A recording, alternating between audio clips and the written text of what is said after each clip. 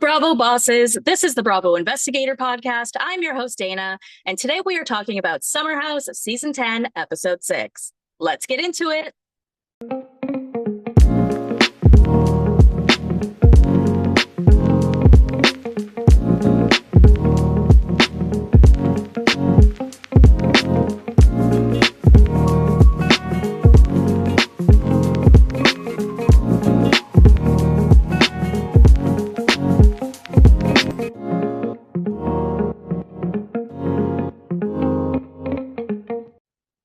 Wednesday, everyone. I hope you've all had a great week so far. And my apologies, as per usual, which is how I always start this podcast with an apology. I'm sorry that there was no reality roundup on Monday. I've been having a little bit of a tough time at work. I was just feeling like really frustrated because I wasn't getting some information. I know it takes time and I know all of that stuff, but I just had this day, you guys, where I was just feeling really frustrated and overwhelmed. And I was just like not thinking about the podcast, quite frankly. I'm really just trying to lean into my new job and all of that stuff. And I just want to be successful there. Like I really, really do. Like I obviously cannot go through being fired again. So I just got in my head about it. And I was just like honestly off the internet for like 2 days, just thinking about work and thinking about everything going on there. So apologies, but I am here now and we are going to talk Summer House. We were on Monday Reality Roundup going to be talking about some other Summer House stuff, like, I don't know, those West and Amanda rumors. And I guess we might as well start with that today because you know what? Since we are talking about Summer House, let's just add in the Summer House tea that came along with it. So here's basically what happened, you guys. Deux Moi, we all know Deux Moi. She let us all know in a post that West Wilson and Amanda Batula were seen getting handsy right in front of Kyle and that they are all around town kissing and hooking up and all this stuff. Now, everyone was like, yeah, right. No way. There's no way in the freaking hell that that would ever happen. And then, I mean, it seemed so crazy, of course. Now, I do tend to believe Deux Moi, and don't think I'm crazy for that, but Deux Moi does have the Summer House cast in her ear. So I felt like if she's going to say something about the Summer House cast, and she's like friends with them, she's not going to say something like this unless it was true. Then get this, you guys. Then Ryan Bailey ended up talking to Deux Moi in the DMs. She DM'd him and said, it's true. They're telling everyone. And what's also crazy, you guys, is that there was several other accounts who were getting notifications of this. Like there was people all over New York who were seeing West and Amanda kissing, I guess, because there was House of Bravo, there was Beyond the Blinds. So many other accounts were getting reports of this. And these are from like firsthand witnesses who are seeing it. So how could it not be true if this many people are saying it, right? Then there was this post that some people had found from a little while back. It was from February 13th that Sierra tweeted. It said something like, I don't like it when girls move weird. And a lot of people thought that was about Sally Carson possibly flirting with Kyle. We had all heard about that a few months back at like the Summer House premiere party or something. But then people were taking this and thinking, does this have something to do with Amanda? Like, are they not close anymore? Then like we're obviously like going off and this is just like turning into like this huge thing. Then Deux Moi posts something that Sierra and Wes were seen having dinner together, and so it just seemed like completely crazy, and it just seemed like a whole other story that wouldn't jive with the initial story. Because why would Wes and Sierra be having dinner together if Sierra is probably pissed at both West and Amanda for hooking up? But I didn't really see this as a dinner. I could be wrong. To me, it looked like they were picking up food to then go to Lindsay's house, because the day that this was all coming out, they were doing some press. It wasn't all of them, but it was just some, I don't know, some hot wings thing, something like that. And it looked like a bunch of them then went over to Lindsay's afterwards to hang out with the baby and maybe brought food. So regardless, though, West and Sierra were hanging out that day together, right? So and we would assume that Sierra would be pretty pissed if this is something that Amanda was doing. That would just seem so completely insane. But again, these are like firsthand accounts that people have been telling our secondhand accounts, which are our Deux Moi accounts and our House of Bravos and our Beyond the Blinds, right? So it seemed crazy. And then I'm like wondering, is all of this orchestrated by the cast as a possible deflection from like something else? Like, Is someone pregnant and they're trying to hide it from us with like all of these crazy distractions? Well, then on Monday, Amanda Petula was on Jason Tartick's podcast. It's a money podcast, and she's been on it many times before. Now, this was recorded at the end of January, so keep that in mind. But Jason brought up rumors about her and Jesse having a baby together or something, which I don't remember ever hearing. Not only does she shut down that rumor, but she says that she would never go for any of her Summer House co-stars. Again, this was at the end of January, but still, it just, I think it kind of speaks volumes to how she kind of views those people. That being said, things can change, but still. Then we had Summer House last night, which we will recap in a second. But before that, we also had Kyle Cook and Danny Pellegrino on Watch What Happens Live. I've yet to see the episode, but I have definitely seen the clips of the parts that we mostly care about. And it seems like Kyle does not believe the West and Amanda rumors. He says that if that were to happen, it would probably be an issue with Sierra. For himself, he'd be like, okay, that's kind of weird, but you do you. He does not believe that Ben wants to have sex with Amanda, which is something that comes up in this episode, plus just in general. And he says that he is not dating Ava Dash because, sorry, that was another rumor that had come out over the weekend that he was seen holding hands with Ava Dash from Next Gen NYC.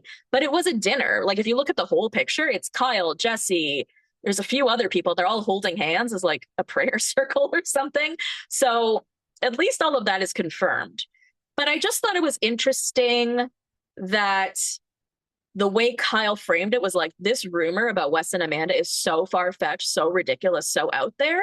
But I am still convinced it came from one of the cast members, you guys. I'm sorry. Like, it just feels like it did. I believe it didn't happen now, I guess, but I still just find it totally odd that so many accounts were told about this. The rumors spread like wildfire. And it apparently came from Amanda and Wes themselves, according to Do. So I don't know.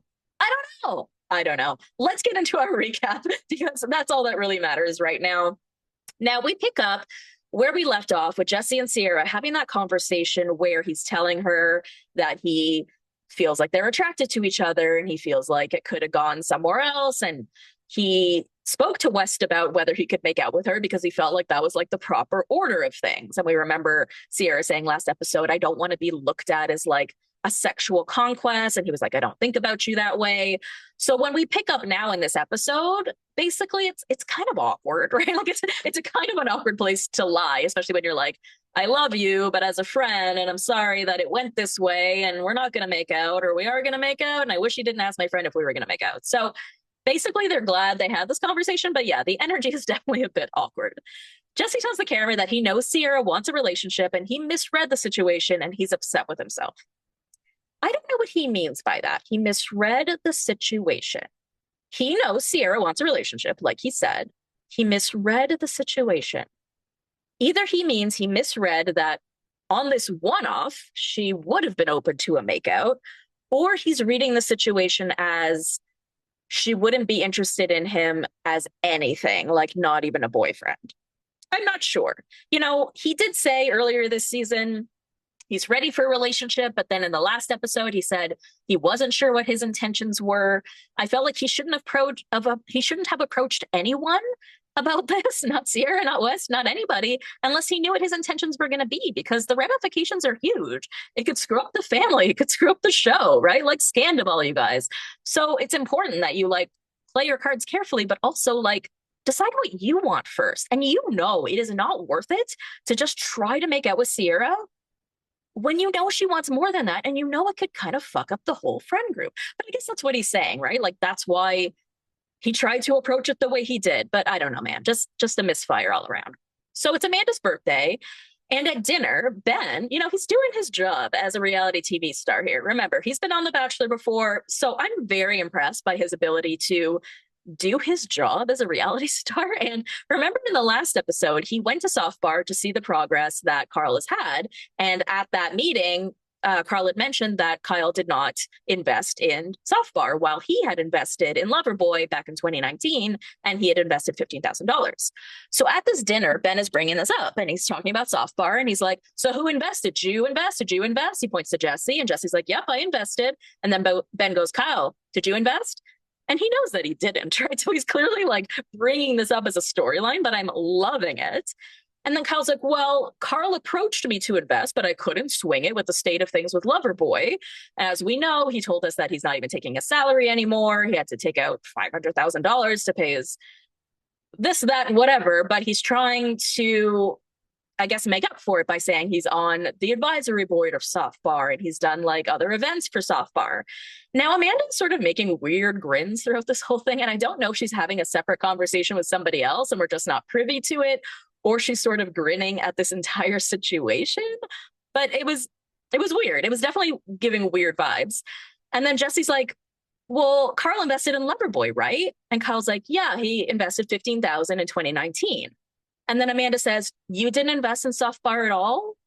Now, of course, you know the answer to that, Amanda, or does she not, right? You know that he didn't. So if she knows that he didn't, she's kind of just calling him out in front of everybody. It sort of became this awkward dinner, if you think about it, right? Like it becomes awkward to bring up why you couldn't give someone money.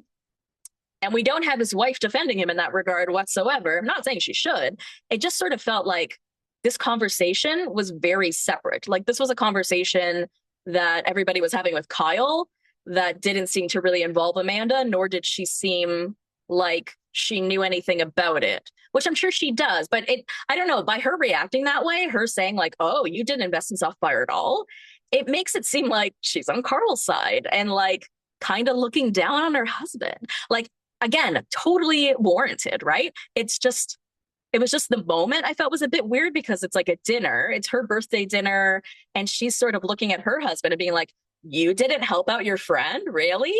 So I don't know. He looks confused and he says, well, I shared Carl's crowdfunding campaign. And then he says under his breath, if Carl wants me to give him 15,000 for Soft Bar, then sure. Okay, so you do have the money or you don't have the money? Because you just said that you don't have the money. So again, confused, right? Like, and I felt like nobody noticed that online in terms of like the commentary, because again, if you feel like you can say that right now, if he wants me to give him 15K, I will. Well, then why didn't you? And then Jesse says he thinks Carl was hurt because he was initially going to invest and then pulled out. Oh, okay, I didn't know that. Plus, he also says that Carl is a sentimental guy and it's more about the sentiment as opposed to the money. So a lot of people are saying like, if Kyle was able to give Carl $1,000, he would have been happy with that because it's about being there to support your bro and not really about the money, right? Also, I didn't realize that he decided to pull out. I assume that was because all of the money situations that he had going on. And he ended up saying to Carl, look, I thought I was going to be able to invest, but now I can't because of my money situation. But I also completely understand where Carl is coming from because it's really not just about money. It's also like investing in your friend. It's investing in that person. And so it definitely sets a tone if Kyle doesn't contribute, right? Because it almost says that I don't believe in you. Or maybe that's something that Carl is feeling as a result, right? Like, I do kind of wish that Kyle had done something for him. I agree with Jesse that it didn't have to necessarily be financial, but something more sentimental, I think would have been so special to Carl. Now we go around the table and everyone is supposed to say something nice about Amanda. We get to Ben and he says that he likes her smile in her eyes. And then Bailey, who we just know is awkward, right? Like she's an awkward flirter. She's an awkward person. She's just trying to get into the mix here. She jumps in with a joke and says, yeah, well, Ben definitely wants to sleep with Amanda. Now, not a great joke. The whole table is like dead. They're like, oh my God, I cannot believe that she just said that. But whatever, right? Like it's, oh my gosh. Like, I think we can agree it's a bad joke, but it's not the worst thing in the world, right? All of these people joke about like dating each other, right? Like we always make jokes about Jesse Solomon commenting on all the girls' Instagrams, right? Like I didn't think it was the worst thing in the world. Then Kyle busts out his birthday gift for Amanda, which was a really good gift because if you guys remember, Kyle is a historically bad gift giver when it comes to Amanda. He will leave it to the last minute. He will plan nothing. It's almost, and then it also almost has that same sort of tone and sentiment that I was talking about earlier. If you can't even be bothered to get me a gift, like, do you love me? Do you support me? So he gets her this really great $10,000 Cartier watch that she loves. She is absolutely obsessed with it. I've never seen her so happy with the gift, to be honest. And then it does make you question, well, if he had the 10K for the watch, couldn't he have invested in software? But again, it's his wife. He never gets her a gift, and she totally deserves a watch. So fuck that.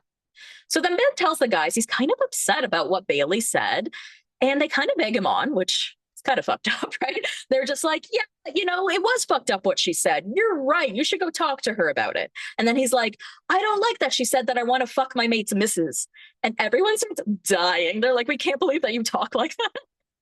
I didn't say I want to fuck my mate's missus. What a fun sentence. I think I want to make that the title of this episode, possibly. So Ben tells the camera, and this is interesting, that he does agree that he treats Amanda differently. He says because they're friends, so he feels comfortable with her, even in terms of like flirting with her here and there, because he knows that's not going anywhere. They're just friends. But now in his head, he's worried that everybody thinks this, so he wants to get to the bottom of it. So then Ben goes to Bailey's room to confront her about this. Now, keep in mind what he just said, okay? Because I feel like a bunch of this, or a lot of his feelings towards this and why he's so upset about it, come from him thinking that other people are thinking this. So Ben goes to Bailey's room. Bailey was like, look, dude, I was just joking. And I only said it because honestly, you guys joke about having sex all the time. He's like, no, I don't. No, we don't. Nobody does. And she's like, well, there was, the time where you guys went skinny dipping together. And then you make these comments about like, I would if I could. And he's like, I never said that. I never said that. Now she kind of keeps pushing back. I mean, she's still apologizing, but she's pushing back with the like, I feel like this is a joke that everybody makes. I feel like this isn't news to anybody. I feel like this is said all the time. They do flash to him like, getting her coffee every morning and picking her up and twirling her around and all of these things, which maybe seems like a bit much. And if this was somebody else, we might be talking about it, right? I mean, Andrea did all of those things for Paige, and she loved him, and he loved her, right? Like he was interested in her. So it's not that crazy. But he pushes her on whether anything else is going on instead of just accepting her apology. And that's the part I don't really understand. She's like, sorry, dude, right? Like, I'm sorry. And he goes, but what else is going on for you to be saying this? What does that mean? What else could be going on? You think there's some sort of conspiracy theory going on here? Like, what else could be going on? She made a bad joke. She's sorry. Can we move on? So it was the fact that he wasn't able to move on. Like, look, you're allowed to be upset about whatever anybody says about you, right? Like, that is your right. But if they apologize to you, why not accept that apology, right? Like, why keep pushing it more and more and more? And I feel like I'm like sort of like anti-Ben now, to be honest with you. I felt like his reaction to her was extremely aggressive. Again, I feel like it's totally fine to go and approach her and be like, hey, what you said really bothered me. It pissed me off. But once she apologized, like, what do you want from her? So the fact that he just kind of kept pushing it and was yelling at her and was being very aggressive about it made me very uncomfortable. And even just the look in his eyes, quite frankly, it just had like a venom, right? And I just don't feel like it warranted this. So Bailey maintains that she made a joke, but if it upset him and she went too far, then she is sorry. And that's that. Now, she feels like his reaction was disproportionate to what had actually happened. And that's exactly how I feel, too. I feel like it was disproportionate. It was too elevated for what was actually going on, right? It was just a joke, dude. Like, it's not that big a deal. So then she ends up getting upset and crying and deciding not to go out that night. The other girls go and check on Bailey to see what's going on. And, Amanda's not even upset about it. She takes it as a joke. She's treating it like not that big a deal. But I kind of wish the girls were more supportive of Bailey maybe in that moment. Like, I loved that they all came into the bed and sat with her, but only Levi stayed with her that night instead of going out. I'm not saying that everybody should have stayed home with her, but I don't know. She was like really upset. I kind of just feel like the crew didn't care that much, or nobody kind of talked to her about like what she can kind of do moving forward when it comes to Ben, because how is she supposed to interact with him for the rest of the season? And I kind of wish she had like a girly sit down with the ladies to talk about like how to navigate this going forward, quite frankly. So we have the crew going out, except for Bailey. And when they get back, okay, they're all dancing, having fun, doing their thing like they always do when they get back. But then West sits on Sierra. She's lying on the ground and he sits on her, which apparently, did not know this, is his signature move for having a crush. So when Sierra sees him do this, she's like, oh my God, he likes me. This is what he does when he likes somebody. But she's like confused by this. So later on, we have Wes talking to Kyle about how things seem good with Sierra. And he explains that it's not a crush, though, because they aren't friends during the day. So I guess he's feeling like, we don't talk outside of this house or filming. So how can I have a crush on her? And then he calls it like, is it a late night crush? And it's like, That's a thing. Of course, that's a thing, right? That's literally a fuck friend, right? That's a situationship. That's a late night crush. Then we have Wes and Sierra talking in the kitchen, and this is where he sort of broaches it with her. He's like, I don't, I don't know how to talk to you really. And she's like, oh, I've designed it that way. I love that, right? Because she really has created this vibe where he's so confused. Sometimes she's flirty with him, sometimes she's mean to him, sometimes she's telling him what to do, and he does not know whether to go left, right, center. He feels like he's walking on eggshells, and she loves it. Now, Wes says, I know, but I just don't know what to do before or after filming. Like, like we don't talk then, but I want to talk, and can we talk? And Sierra tells the camera that she's fine with him being flirty with her while she's drunk, but like in the sober light of day, to have a conversation with this dude where she'd have to let her guard down, she's not sure she's ready for that yet. And that's fair, right? Because in a regular circumstance, these two would not even have to cross paths ever, quite frankly, but because they're on a show together, they do. And so I think he's kind of confused about his feelings. He's not sure. And so he wants to have a conversation with her about it. But as Sierra explains to Ben later on, she, once somebody hurts her, her guards go up and her walls go up. And it's really hard for her to trust people again. And so it becomes like this process of like breaking her down little by little. And I feel like in this situation, she doesn't want to do that to herself, which kind of makes sense, right? Like, why put yourself in that situation again to let your guard down, to be hurt again? Even just having a conversation, it can be that hurtful. So we have the crew going to a winery, and we see Ben and Sierra talking. And so he's talking about how he was dating this girl briefly before the summer, and it was like 2 weeks or something. She apparently said, I love you. Things were moving so, so quick. He ends up telling her, look, I'm going to go to the Hamptons for the summer, and maybe we'll pick up when I get back. And she's like, well, I'm not going to wait around for you. Now, this reminds me a lot of Andrea and the woman he's married to now, Lexi, right? Who was on a few seasons back where he was dating someone right prior to coming to Summer House. Then he's like, oh, maybe I'll see you when I get back. And she's like, fuck you.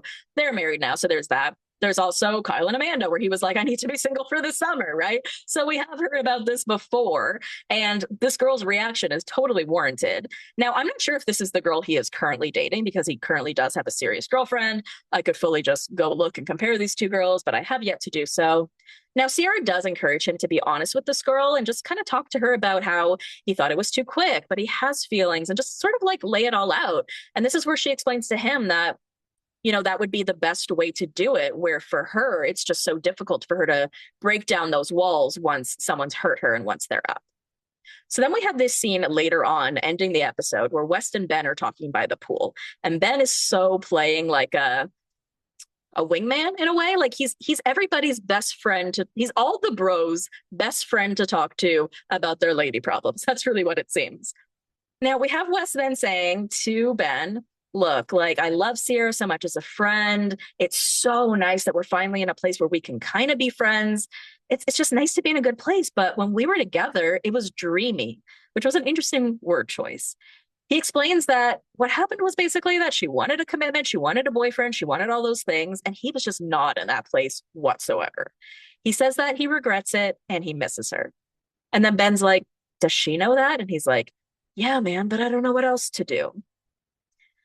So I'm going to be honest with you guys in terms of how I feel about this. I mean, first of all, I don't think that West and Sierra should be together at all, which I've already said. He's never going to be in the place that she wants him to be in. He's never going to be the man that she needs him to be, point blank, right? And we don't need a man who has potential. We want a man who is already at their potential. So that's first of all. Second of all, I don't know that I believe him that he still has some feelings for her. I have a feeling that this is all coming out of last week, where Jesse expressed that he had feelings for Sierra. I think it made West feel a type of way. And I feel like now he's confused. It's possible, right, you guys? I mean, my feeling on it is that he doesn't have actual feelings for her. He confuses feelings of like lust and attraction with feelings. And I don't think he has feelings for her. Now, let's say he does. Then I think the argument he's making is perfectly valid, where, she's great and I would have been with her forever if I was the kind of guy that wanted to be in a relationship, but I'm not. And I feel like that's where they're always going to lie, right? Because if he is never going to be able to give her what she wants, then don't flirt with her. Don't be friends with her. Don't be around her, right? It's just too hard. And I feel like that's where he's sort of struggling because he's like, but I miss her and I want to talk to her and I want to be friends with her and I want to have sex with her and I want to hang out with her, but I don't want a commitment and I don't want to talk to her every day and I want to be able to have sex with other people. So how can I do that? Well, you can't, right? And that's why I feel like at the end of this episode, he's in this state of confusion about his feelings because he doesn't know what to do with them because he knows that if he tries to pursue it, it's going to go ass backwards because he knows he can't give Sierra what she wants. And I think that if he doesn't have feelings for her, then this whole scene is him just really being very confused about the different ways that you can feel about somebody and the differences between like romantic love and friendship love and being jealous of your friend for having feelings for someone that you used to date, right? Like, I just feel like it gets so complicated and murky. I know so many people are here for the Wes and Sierra thing. I'm just really not because I just really feel like, again, if somebody can't give you the things that you want, then boy, bye. And like she can do so much better. Not that he isn't great, but he's just not the kind of guy that can give her what she wants. And like I said, I feel like they wouldn't even be interacting if it wasn't for this show. And so it puts them both in a precarious place. It's like, how do we be around each other? Because if we weren't on this show, we wouldn't be around each other. So how do we find a way back? And I feel like the attempts that they've made have either led to one or the other of them catching feelings again, which gets messy and murky. So what do we do here? We kick one of them off the show? I don't think so, but I just feel like this is a confusing, murky situation. That's all I'm going to say. And I hope this gets shut down really quick within the next few episodes because I want to see Sierra dating. I want to see her move on. I want to see her living her best antidepressant life, to be quite honest. All right, you guys, that is the end of the episode. I hope that you guys enjoyed it. Tomorrow, I'm going to be on the Mix with Monty, so you can catch me over there. On Saturday, no, is it Saturday? Next week, at some point next week, I think next Monday, I'm going to be covering Before the 90 Days with Amy Archer on her podcast, Little Miss Recap. But you will see me back this Friday, 2 days from now, to cover the Love is Blind reunion, which airs tonight. And I will be covering that with the one, the only Madison Maidenberg from Love is Blind Denver. So I hope you guys enjoyed this episode. You will see me back on Friday. You can follow me on TikTok, Instagram, and Threads at The Bravo Investigator. You can join the Patreon at patreon.com/The Bravo Investigator podcast. Subscribe to the YouTube channel and join the Facebook group. Oh, and I love you, BBs. I will see you next time. Thank you for listening to the Bravo Investigator podcast. For more content, head over to patreon.com/The Bravo Investigator podcast. Follow me on Instagram, TikTok, and Threads at The Bravo Investigator. If you enjoyed the show, leave a 5-star review. Love you, BBs. See you next time.